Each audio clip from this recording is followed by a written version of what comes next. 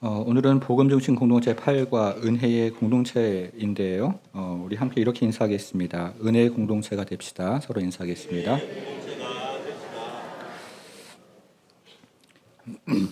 미국의 유명한 소설가였던 마크 트웨이는 개와 고양이를 한 울타리에 넣어서 잘 지냈는지를 시험해 보았다고 합니다. 의외로 개와 고양이가 잘 지냈다고 합니다. 이번에는 새와 돼지와 염소를 한 울타리에 넣어 보았습니다. 약간의 적응기를 거치자 이들 역시 잘 지냈습니다. 이번에는 침례교인과 장로교인과 천주교인을 한 곳에 집어넣었습니다. 그랬더니 울타리 안에서 살아남은 자가 아무도 없었다고 합니다. 우리가 공동체를 이루어가는 것이 얼마나 어려운가 하는 것을 단적으로 보여주는 이야기가 아닌가 하는 생각이 듭니다. 정말 공동체를 이루어가는 것은 굉장히 어려운데요. 오늘은 복음 중심 공동체 8과 은혜 공동체 안에 있는 내용을 나누면서 오늘 본문에 나오는 세 명의 인물을 통해서 우리가 어떻게 하면 은혜 공동체를 이루어 갈 것인가를 함께 생각을 해보겠습니다. 오늘 본문에 나오는 첫 번째 인물은 시몬인데요. 시몬의 특징은 정죄하는 것입니다. 첫째, 시몬의 정죄라고 말씀 노트에 적혀 있습니다. 바리새인 시몬은 예수님을 식사 자리에 초대를 했습니다. 예수님은 기꺼이 이 초대에 응해서 바리새인 시몬의 집에 와서 이제 식사를 하러 앉으셨습니다. 오늘 본문을 시작하는 36절인데요. 같이 다시 한번 좀 읽어보겠습니다. 36절 시작. 한 바리새인이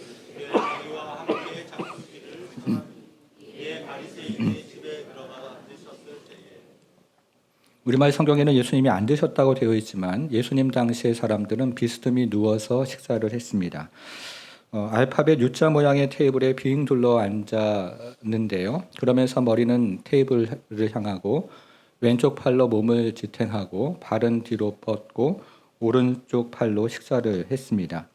이런 상황에서 연회에 초대받지 않은 한 불청객이 불쑥 찾아왔습니다. 37절도 같이 읽겠습니다.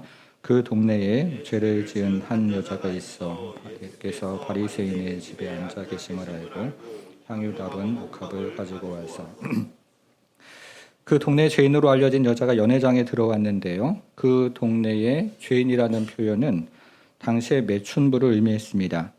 이 여자는 돈을 벌 목적으로 이방인들과도 성관계를 맺었을 것입니다. 그런데 사람들은 이 여자가 직면한 현실을 생각하지 않고 그 여자를 부정한 여자라고만 생각을 했습니다. 이 여자는 남편의 보호를 받지 못해서 생존을 위해서 어쩔 수 없이 매춘을 선택했을 것입니다. 혹은 경제적인 어려움 때문에 부모에 의해 매춘부로 팔릴 가능성이 있는 여자이기도 했습니다.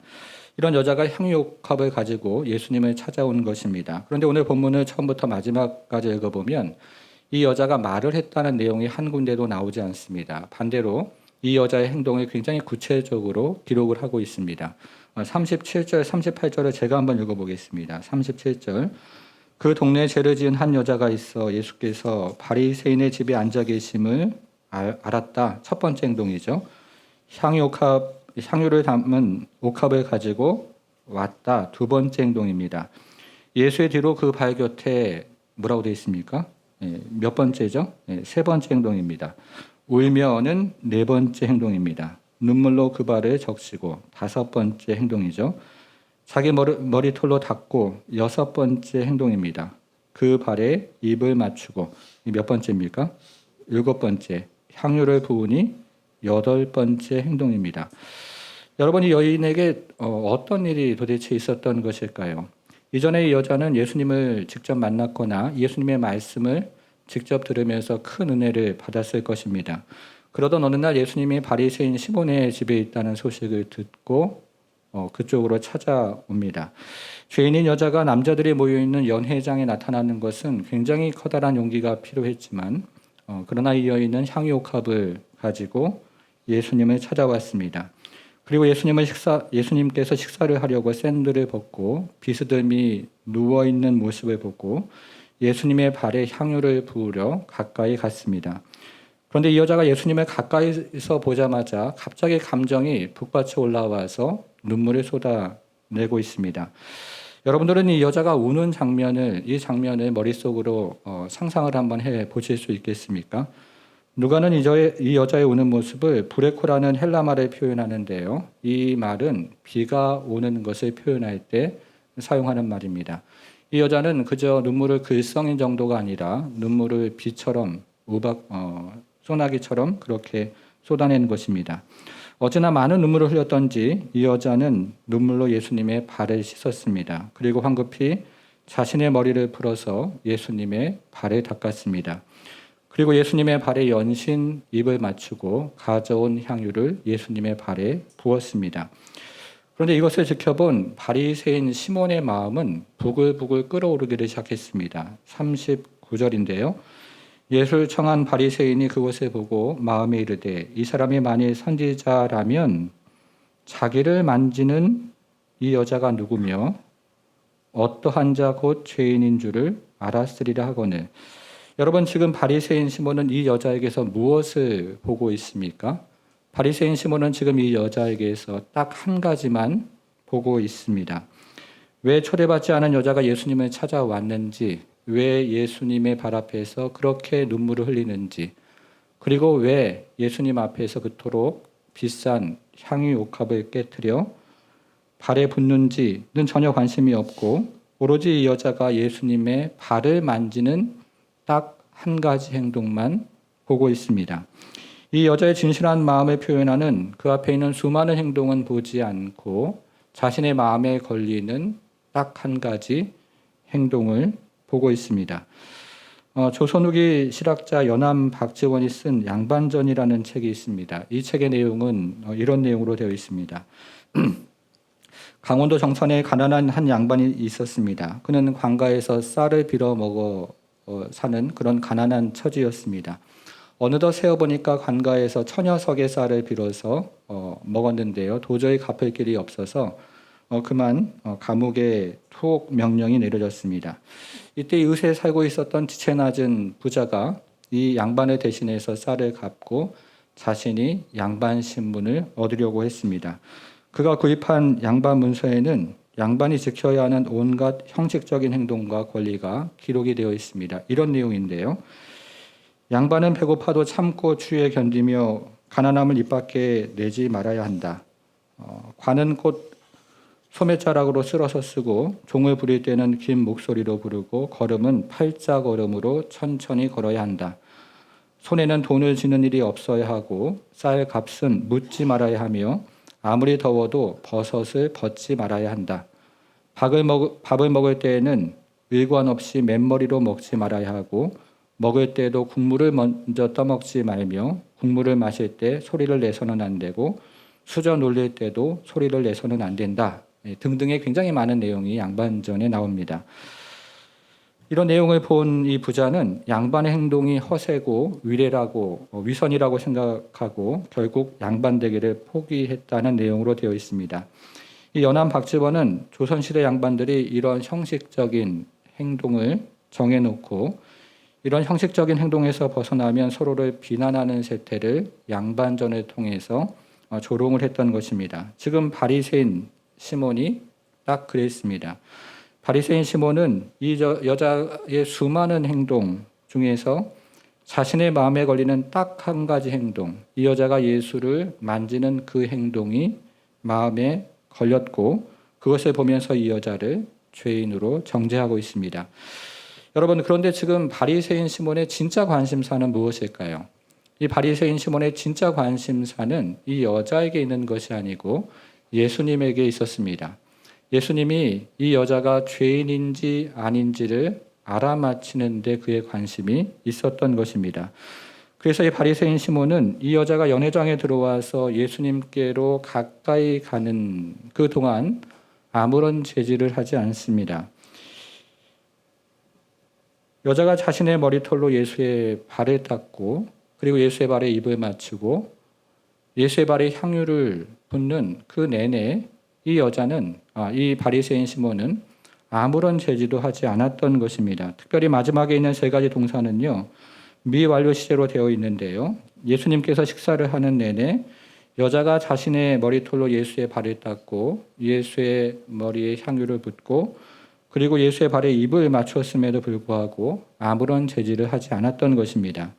지금 바리새인 시몬은 이 여자의 행동에 대한 예수님의 반응을 보면서 그가 진짜 선지자인지 아닌지를 판단하고 있는 그런 자리에 서 있었습니다. 여러분, 그러면 시몬은 예수님에 대해서 최종적으로 어떤 결론을 오늘 본문에서 내리고 있습니까? 자, 39절을 다시 한번 보겠습니다. 예수를 청한 바리새인이 그것을 보고 마음에 이르되 이 사람이 만일 선지자라면 자기를 만지는 이 여자가 누구며 어떠한 자 곧 죄인인 줄을 알았으리라 하거늘. 바리새인 시몬은 예수님이 죄인을 지나치게 가까이 한다고 그렇게 생각을 했습니다. 그것이 굉장히 불편했습니다. 적어도 바리새인 시몬의 기준으로 생각을 하면 예수님이 죄인을 지나치게 더 다가오도록 허용하는 것이 참을 수가 없었던 것입니다. 죄인인 여자가 예수를 만지면 예수님도 부정하게 되는데 죄인인 여자가 예수를 만지는 것을 예수님께서 허용하는 것을 보면서 그는 화가 나기 시작했습니다. 그래서 시몬은 예수가 선지자가 아니라고 판단을 했고 그렇게 정죄를 했습니다. 여러분, 신앙 공동체에서도 가만히 지켜보는 사람들이 있습니다. 가만히 지켜보면서 여자를 판단하고 예수를 판단하는 것이죠. 이런 사람들은 자신도 모르는 사이에 바리새인 시몬처럼 다른 사람을 정죄할 수 있습니다. 오늘 본문에 나오는 첫 번째 인물 바리새인 시몬은 정죄하는 사람이었습니다. 두 번째 사람이 나오는데요. 오늘 본문에 나오는 두 번째 사람은 여인인데 이 여자의 특징은 사랑이었습니다. 앞에서 시몬은 예수님에게 선지자적인 분별력이 없다고 생각을 했지만 예수님은 자신에게 영적인 분별력이 있다는 것을 두 가지로 보여주십니다. 하나는 이 여자가 어떤 사람인지 정확히 알고 계시다는 것을 보여주시고 다른 하나는 시몬의 마음이 어떠하다는 것을 정확히 꿰뚫어 보고 계십니다. 예수님은 이 여자의 죄 사함을 이런 식으로 비유하십니다. 여러분 41절, 42절에 나오는데요. 이 두 절을 같이 읽어보겠습니다. 같이 읽습니다. 시작. 이르시되 빚주는 사람에게 빚진 자가 둘이 있어 하나는 500데나리온을 줬고 하나는 50데나리온을 줬는데 갚을 것이 없으므로 둘 다 탕감하여 주었으니 둘 중에 누가 그를 더 사랑하겠느냐. 두 명의 빚진 사람이 있습니다. 한 사람은 500데나리온을 줬고 다른 한 사람은 50데나리온을 줬는데 오늘날로 환산하면 한 사람은 2년치 임금을 줬고 다른 한 사람은 2달치 임금을 줬습니다. 그러나 두 사람은 너무나 찢어지게 가난한 사람인지라 자신의 빚을 갚을 능력이 없었습니다. 그런데 매우 뜻밖에도 이 주인이 이 두 사람의 모든 빚을 탕감해 주었습니다. 이 비유를 오늘날의 상황으로 생각을 해보면 여러분들 중에 주택 담보대출을 받았는데요. 이 은행이 이 남은 금액을 모두 탕감해 주는 것과 같습니다. 여러분 중에 혹 자동차를 할부로 구매를 했는데요. 회사가 남은 금액을 모두 면제해 주는 것과 같습니다. 얼마나 좋겠습니까? 예수님은 이 비유를 들려주신 후에 시몬의 마음을 아시고 둘 중에 누가 더 감사하겠느냐, 사랑하겠느냐라고 물었고 시몬은 더 많은 탕감받은 자가 더 많이 사랑을 한다고 정확하게 대답을 했습니다. 예수님은 시몬에게 내 말이 옳다고 말씀하시면서 그 여자를 쳐다보십니다. 그 다음 구절 한번 보겠습니다. 44절로 한번 보겠습니다. 44절을 보니까요. 그 여자를 돌아보시며 누구에게 말씀하십니까? 시몬에게 이르시되. 여러분 지금 예수님이 누구에게 말씀을 하고 계세요? 시몬이죠. 누구를 보고 계십니까? 여자를 보고 계십니다. 이것은 시몬이 여자로부터 교훈을 받아야 한다 이런 의미를 가지고 있습니다. 이 종교 지도자가 더 이상 그 여자를 죄인의 시선으로 바라보지 말고 오히려 그 여자로부터 교훈을 받아야 한다라고 예수님 말씀하고 계시는 것입니다. 여러분 44절을 조금만 더 보겠습니다. 그 여자를 돌아보시며 시몬에게 이르시되 자 뭐라고 말씀하십니까? 이 여자를 보느냐 이렇게 말씀하십니다. 예수님은 시몬에게 이 여자를 보느냐 이렇게 말씀을 하십니다. 여러분 같으면 어떻게 대답을 하시겠습니까? 저 같으면요 예 보고 있습니다 이렇게 대답을 하겠습니다. 그런데요 지금 예수님의 질문은 그런 의미가 아닙니다. 예수님은 그런 식으로 의도해서 이 질문을 하시는 것이 아니고 예수께서 보는 방식으로 그 여자를 보느냐 이렇게 물으신 것입니다. 예수의 시선으로 그 여자를 보느냐, 예수님의 마음으로 그 여자를 보느냐 이렇게 지금 물으신 것입니다. 사랑하는 여러분, 여러분들이 만약에 그 현장에 있었다면 여러분들은 이런 여자가 연회장에 들어오면 어떤 시선으로 이 여자를 보시겠습니까?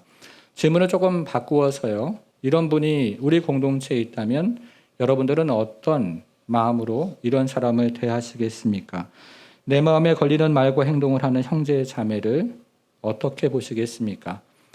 내 기준과 다른 기준을 가지고 살아가는, 그래서 내 기준에서 벗어나는 형제 자매들을 어떤 시선으로 대하시겠습니까? 시몬처럼 매의 눈으로 보시겠습니까? 아니면 예수님처럼 긍휼의 마음으로 보시겠습니까? 그 질문을 예수님은 지금 시몬에게 하고 계십니다. 이어서 예수님은 바리새인 시몬과 이 여자의 행동을 세 가지로 비유하시면서 이 시몬을 이렇게 교훈을 하십니다. 그 내용이 44절부터 46절에 나오는데요. 이 세 구절을 같이 한번 읽어보겠습니다. 44절부터 46절, 좀 길지만 같이 읽겠습니다. 시작. 그 여자를 돌아보시며 시몬에게 이르시되 이 여자를 보느냐? 내가 이 집에 들어올 때 너는 내게 발 씻음도 주지 아니하였으되 이 여자는 눈물로 내 발을 적시고 그 머리털로 닦았으며 너는 내게 입맞추지 아니하였으되 그는 내가 들어올 때부터 입맞추기를 그치지 아니하였으며 너는 내 머리에 감람유도 붓지 아니하였으되 그는 향유를 내 발에 부었느니라. 먼저 시몬에 대해서 한번 생각을 해보겠습니다. 시몬은 첫째, 손님 접대의 기본인 발 씻을 물을 예수께 주지 않았습니다. 둘째, 유대인의 기본 인사법인 입맞춤도 하지 않았습니다. 셋째, 값싼 감람유조차 부어드리지 않았습니다. 그런데 반대로 이 여자는 예수님의 극진히 대접을 합니다. 첫째로는요, 진정한 참의 눈물로 발을 적시고 자신의 머리카락을 풀어 예수님의 발에 닦았습니다. 둘째는요, 자신을 지극히 낮추는 표현으로 예수님의 발등에 연신 입맞춤을 했습니다. 세 번째는요, 헌신의 표현으로 향유 옥합을 부어드렸습니다. 여러분, 그럼 한번 생각을 해보십시오. 지금 둘 중에 누가 주인일까요? 시몬이 주인입니까? 아니면 이 여자가 주인입니까? 시몬은 주인이 해야 하는 적절한 대접을 하지 않았지만 이 여자는 주인이 해야 되는 적절한 대접을 하기 때문에 오늘 본문에서 이야기하는 주인은 이 여자라고 할 수 있습니다. 그런데 오늘 본문을 우리가 유심히 읽어보면 이 여자는 그 이상의 일을 했습니다. 단지 예수의 발을 물로 씻은 것이 아니라 눈물로 씻었죠. 그리고 단지 예수님의 손에 입을 맞추는 것이 아니라 자신을 지극히 낮추어서 예수님의 발에 입을 맞추었습니다. 그리고 단지 감람유로 부은 것이 아니라 값비싼 향유를 부었습니다. 여러분, 반면에 시몬은 그 이하의 일을 했습니다. 시몬은 예수님에 대한 최소한의 존중도 보이지 않았습니다. 최소한의 섬김도 하지 않았습니다. 여러분, 오늘날 우리의 교회의 모습은 어떻습니까? 예수님에 대해서 여자처럼 그 이상의 일을 하고 있습니까? 아니면 시몬처럼 그 이하의 일을 하고 있습니까? 오늘날 교회가 너무 우아해지고 너무 차분해지고 너무 밋밋해지는 것은 아닐까요? 오늘날 교회도 회개의 눈물과 사랑의 입맞춤과 그리고 헌신의 기름 부음이 넘쳐나야 되지 않겠습니까? 이것이 바로 여인의 사랑이 우리에게 들려주는 교훈입니다. 자, 마지막 세 번째 이야기는요, 주님의 은혜인데요. 이제 주님의 은혜를 47절에 가지고 한번 생각을 해보겠습니다. 우리는 지금 이 여자의 사랑 많은 행동에 대해서 함께 생각을 해보았는데요. 여자는 어떻게 이처럼 행동을 할 수 있었을까 하는 것입니다. 자, 47절을 한번 보겠습니다. 마지막 구절이죠. 이러므로 내가 내게 말하노니 그의 많은 죄가 사하여졌도다. 이렇게 예수님 말씀하십니다. 여기서 예수님 말씀하시는 사하여졌다는 헬라 말의 기본적인 의미는 떠나가다 이런 의미를 가지고 있습니다. 구약에서요, 대속죄일에 아사셀의 염소를 저 광야로 떠나보냈던 것처럼 떠나가다 이런 의미를 가지고 있습니다. 이 여자의 죄가 모두 떠나가고 이 여자가 사함을, 용서를 받았다는 뜻입니다. 여러분, 예수님은 어떻게 이 여자의 많은 죄가 사함을 받은 것을 아셨을까요? 그 다음 내용을 조금만 더 읽어보겠습니다. 47절이죠. 이러므로 내가 내게 말하노니 그의 많은 죄가 사하여졌도다. 그 다음 한번 보세요. 이는 그의 뭐가 많습니까? 사랑함이 많음이라. 예수님은 이 여자의 사랑 많은 행동을 보시고 이 여자의 많은 죄가 사하여졌구나라고 판단을 하신 것입니다. 이 여자의 사랑 많은 행동 때문에 사하여졌다는 뜻이 아니고 이 여자의 사랑 많은 행동은 이 여자의 죄사함에서 비롯되었다는 뜻입니다. 몇 주 전에 큰 비가 내렸죠. 그러면서 본격적으로 가을이 시작이 되었는데요. 저는 비가 웬만큼 오면 창문을 닫지가 않습니다. 비 소리를 좋아해서 창문을 열어둡니다. 근데 그날은 비가 너무 엄청나게 와가지고 이제 창문을 닫았습니다. 그랬더니 이 창문에 물줄기가 계속 내리는 것을 보게 됩니다. 여러분, 창문에 물줄기가 흐르는 것은 비가 온다고 증거죠. 지금 비가 오고 있으니까 창문에 물줄기가 흘러내리는 것입니다. 마찬가지로 이 여자의 사랑 많은 행동은 죄 사함에서 비롯된 것입니다. 죄를 사함 받았기 때문에 이 여자는 사랑 많은 행동을 하게 되었습니다. 여러분, 그런데 여기서 예수님께서 말씀하신 사하다라는 말이 나오는데요. 이 말은 예수님께서 비유에서 말씀하신 탕감하다 하는 말과 같은 말입니다. 우리말 성경에서는 다른 말로 표현하고 있지만 여기서 이야기하는 사하다라는 말과 비유에서 말씀하신 탕감하다는 말은 헬라어 원문에서는 정확히 같은 말로 되어 있습니다. 그런데 지금 예수님께서 말씀하신 탕감이라는 말은요, 모든 빚진 것을 탕감해 주는 것을 이야기하는 것이죠.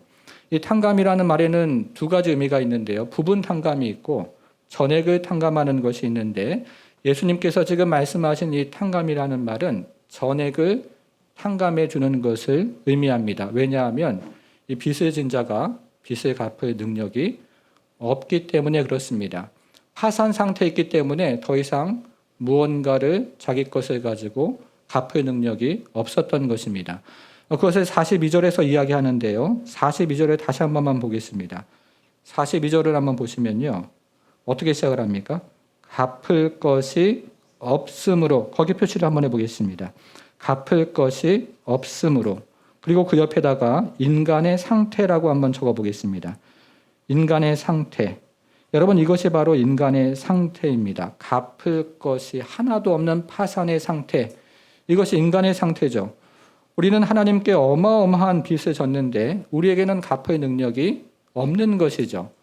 하나님으로부터 어마어마한 죄의 빚을 졌지만 그 죄의 빚을 하나도 갚을 능력이 우리 인간에게는 없습니다. 이것이 바로 인간의 상태입니다. 그래서 하나님은 하나의 방법을 택하시는데요. 그 방법이 무엇이냐면 전액을 탕감해 주시는 겁니다. 42절을 조금만 더 읽어보겠습니다. 갚을 것이 없으므로 둘 다, 자, 그 다음 뭐라고 되어 있습니까? 탕감하여 주었으니, 거기 표시를 또 해보시고요. 옆에다가 하나님의 은혜라고 한번 적어보겠습니다. 하나님의 은혜. 여러분, 이것은 하나님의 은혜죠. 전부를 탕감해 주는 것. 그것은 하나님의 은혜입니다. 실제로 여기서 이야기하는 탕감하다는 헬라말 카리조마이는요, 은혜를 의미하는 카리스에서 나왔습니다. 하나님께서 인간의 모든 죄를 탕감해 주신 것입니다. 사랑하는 여러분, 은혜가 무엇입니까? 은혜. 우리가 교회에서 은혜라는 말 굉장히 많이 사용하는데요. 은혜 어떤 의미로 여러분들은 사용을 하십니까? 사전에서 은혜를 찾아보면 이렇게 나오는데요. 화면을 한번 보시면 하나님의 관대한 호의, 이렇게 나옵니다. 하나님의 관대한 호의를 우리는 은혜라고 합니다. 실제로 은혜라는 것은요, 하나님의 관대한 호의에 기초를 하고 있는 것이 은혜입니다. 그런데 성경이 말하는 은혜는 그 이상의 의미가 있습니다. 단순한 하나님의 관대한 호의가 아니고 죄인을 향한 하나님의 관대한 호의를 의미합니다. 낯선 사람에게 베푸는 관대한 호의 이상의 원수에게 베푸는 관대한 호의를 성경은 은혜라고 이야기합니다. 여러분, 이것이 어떻게 가능합니까? 우리가 인생을 살아가면서 또 세상에서 벌어지는 일을 보면서 대적자에게 원수에게 은혜를 베푸는 일이 과연 가능합니까? 가능하다면 이것이 어떻게 가능한 것일까요? 이 은혜가 바로 하나님의 속성이기 때문에 그렇습니다. 하나님은요, 우리에게 은혜 베풀기를 좋아하시는 분이기 때문에 그렇습니다. 베드로전서 5장 10절, 성부 하나님은 모든 은혜의 하나님이시다, 이렇게 기록을 하죠. 요한복음 1장 14절, 성자 예수님은 은혜와 진리가 충만하신 분이다 말씀하십니다. 히브리서 10장 29절, 성령 하나님은 은혜의 하나님이시다 증거합니다. 우리가 복음서를 읽어보면요, 이 복음서에서 나오는 예수님의 사역의 모든 기초가 은혜의 바탕을 두고 있구나 하는 사실을 확인을 하게 됩니다. 이것은 성부 하나님의 은혜를 말씀이신 성자 예수께서 우리에게 가시적으로 보여주신 것이죠. 그리고 이 은혜를 우리에게 베풀어 주시고 적용해 주시는 분은 바로 성령 하나님이십니다. 그러므로 삼위일체 하나님은 바로 은혜의 하나님이십니다. 여러분, 그러면요, 이 같은 하나님의 은혜는 언제나 변함이 없을까요? 여러분들을 향한 하나님의 은혜는 언제나 변함이 없겠습니까? 우리가 기도 생활을 더 열심히 하고 말씀 생활 더 열심히 하면 하나님은 우리에게 더 큰 은혜를 베풀어 주시는 분입니까? 우리가 봉사 생활 더 열심히 하고 헌금 생활 더 열심히 하면 하나님은 우리에게 더 큰 은혜를 베풀어 주시는 분일까요? 반대로 우리가 죄를 지면 하나님은 우리를 향한 은혜를 줄어들게 만드십니까? 우리가 나태하고 게으르고 그리고 포르노에 빠지고 방탕에 빠지면 하나님의 은혜는 줄어드는 것일까요? 그렇지 않습니다. 필립 얀시는 하나님의 은혜를 이렇게 정의했는데요. 같이 한번 좀 읽어볼게요. 화면을 가지고 같이 한번 읽어보겠습니다. 시작. 은혜란 무엇으로도 하나님의 사랑을 더 커지게 할 수도 없고, 제가 다시 한번 읽어보겠습니다. 은혜란 그 무엇으로도 하나님의 사랑을 더 커지게 할 수도 없고, 그 무엇으로도 하나님의 사랑을 약화시킬 수도 없습니다. 우리의 선행이 하나님의 은혜를 더 크게 할 수도 없고요. 반대로 우리의 죄악이 아무리 커도 하나님의 사랑을 약화시킬 수도 없는 것이죠. 여러분, 오늘 본문에 나오는 바리새인 시몬을 한번 생각해 보십시오. 그는 매우 철저하게 기도 생활을 한 사람이고 헌금 생활을 했고 말씀 생활을 했고 심지어는 규칙적으로 금식까지 한 사람이었지만 그의 선행이 하나님의 사랑을 더 커지게 만드는 것은 아니었습니다. 반면에 오늘 본문에 나오는 이 여자는 온 동네로부터 공인받은 죄인이고 심지어는 종교 지도자들까지 외면한 아주 큰 죄를 지은 죄인이었지만 이 여자의 죄가 하나님의 사랑을, 그에 대한 하나님의 사랑을 줄어들게 만든 것도 아니었습니다. 사랑하는 여러분, 우리를 향한 하나님의 은혜는 변하지 않습니다. 우리를 향한 하나님의 사랑도 변하지 않습니다. 하나님의 긍휼도 변하지 않고 하나님의 자비도 변하지 않습니다. 하나님은 언제나 우리를 사랑하시는 분이십니다. 혹시 여러분 중에 하나님의 사랑에 의심이 생기는 사람이 있다면 성경을 아무데나 펴고 그 안에 있는 인물들을 한번 확인해 보십시오. 평생 속이고 거짓말쟁이로 살아온 야곱, 이스라엘의 시조가 되었습니다. 다른 집 아내 간음하고 그 죄를 덮기 위해서 남편을 살인한 다윗은 하나님의 은혜로 이스라엘의 가장 위대한 왕이 되었고 하나님의 마음에 합한 사람이라는 이야기도 나옵니다. 예수님을 모른다고 부인하고 저주하는 제자가 교회의 최고 지도자가 되었고 그리스도인을 잡아 죽이던 도당에서 인류 역사상 가장 위대한 선교사가 되었다는 이야기도 성경에는 나옵니다. 하나님의 사랑과 은혜는 변함이 없다는 것이죠. 사랑하는 여러분, 그러면 우리는 어떻게 살아야 할까요? 오래전에 제가 어느 식당에서 밥을 먹고 있는데요. 천장에서 조그맣고 까만 것이 하나 제가 먹는 밥그릇에 뚝 떨어졌습니다. 가만히 살펴보니까 새끼 바퀴벌레가 밥그릇에 뚝 떨어진 것입니다. 제가 주인분에게 좀 드렸더니 이 주인분이 하시는 말씀이 아마 옆에 집도 음식점이었는데 옆에 집에서 온 것이 아니겠는가 이렇게 말씀을 하세요. 이런 일이 일어나면 요즘 어떻게 합니까? 젊은 사람들은요, SNS에 사진을 올려서 다른 사람들이 더 이상 피해를 보는 일이 없도록 조치를 취할 수도 있습니다. 주인으로부터 일정한 보상을 요구할 수도 있죠. 근데 저는 그 집에서 기도하고 밥을 먹는 목사인 줄을 그분이 아시는지라 밥값을 그대로 내고 이제 나오게 되었습니다.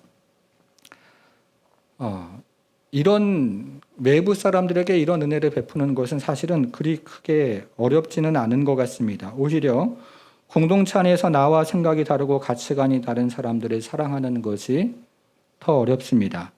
나의 기준에서 벗어난 말을 하고 나의 기준에서 벗어난 행동을 하는 사람들을 사랑하는 것은 정말로 어렵습니다. 여러분, 그런 사람에게 은혜를 베푸는 것이 현명한 일일까요? 우리 마음에 이런 생각이 올라오죠. 그런 사람을 용서하는 것이 정말 정의로운 일이겠습니까? 우리 마음에 이런 생각도 올라옵니다.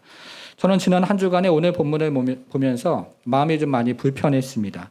제 마음이 불편했던 이유는 제 자신이 오늘 본문에 나오는 여인보다 시몬에 더 가까운 사람이라고 그런 생각이 들었기 때문에 그렇습니다.